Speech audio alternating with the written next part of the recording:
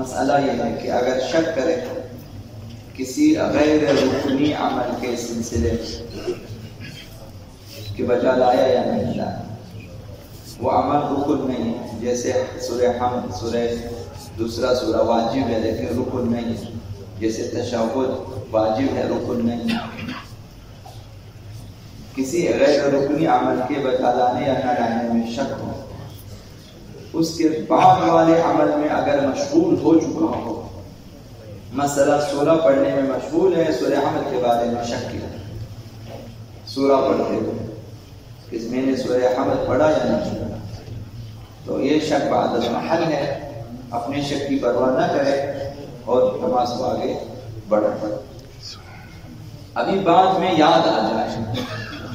کہ میں نے سورہ حمد نہیں پڑھا تھا، آپ نے شک کی پرواہ نہ کی، آگے گزر نہیں، سورہ پڑھ رہا ہے یا سورہ پڑھ ختم کیا، قنوت پڑھ رہا ہے،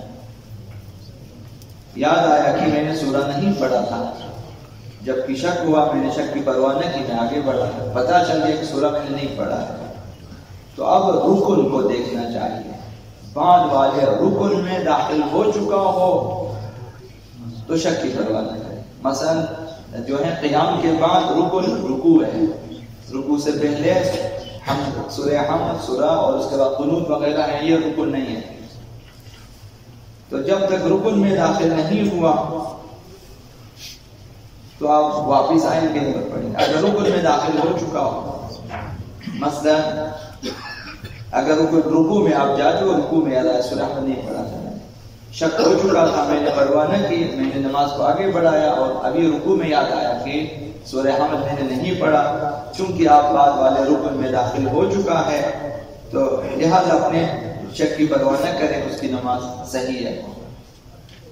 اسی طرح صحیح ہے، پھر اسے یاد آیا کہ سورہ حمد نہیں پڑھا، ٹھیک ہے نہیں پڑھا، رکن میں داخل ہو چکا، نماز اس کی صحیح ہے۔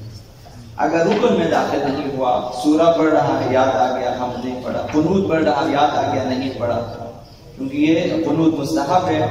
رکن نہیں ہے، سورہ واجب ہے لیکن واجب رکنی نہیں ہے،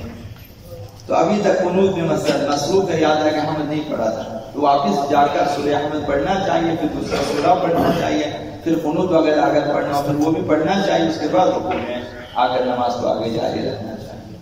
جب واپس جا کر پڑھیں گے تو پھر باقی چیزیں جو پڑھ چکے ہیں دوبارہ پڑھنا چاہیے، مثلا سورہ پڑھا تھا، اس نے قنوت پڑھنا شروع کیا تھا، یاد آ گیا کہ سورہ حمد نہیں پڑھا، واپس جانا چاہیے کیونکہ ابھی تک رکن میں داخل نہیں ہوا، تو جب واپس جائیں گے تو سورہ بھی دوبارہ پڑھنا ہوگا، قنوت بھی اگر پڑھنا چاہیں مستحب دوبارہ پڑھنا ہوگا۔ تو لہذا آثار تقویٰ کے سلسلے میں، تقویٰ میں واجبات ہیں، محرمات ہیں، مستحبات ہیں، مکروہات ہیں، یہ چیزیں سر فہرست واجبات و محرمات ہیں۔ خدا تعالیٰ نے بعض چیزیں ہمارے اوپر واجب کی، بعض چیزیں جو ہیں ہمارے لیے حرام کرا دی ہیں، ان کی رعایت کرنا تقویٰ ہے۔ تو تقویٰ کا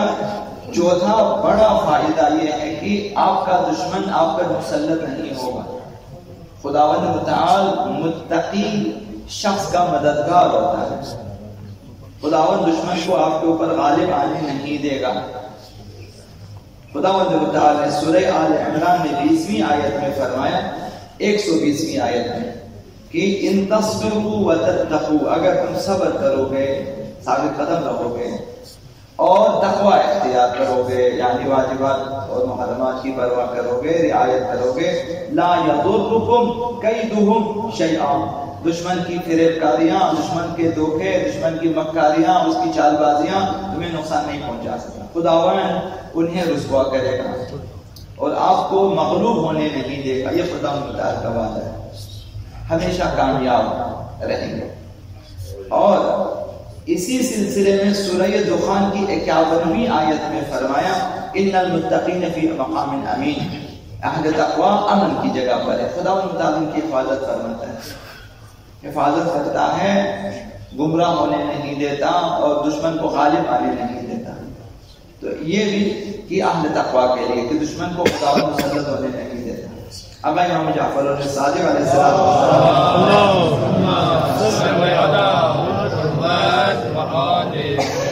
خداوند کس طرح سے مدد فرمانا ہے، متقین کی مدد، اہل تقوی کی مدد۔ چھٹے امام نے فرمایا ایما عبد اقبل قبل ما يحب الله عز وجل، اگر کوئی بندہ ان چیزوں کی طرف رخ کرتا ہے جنہیں خداوند پسند کرتا ہے،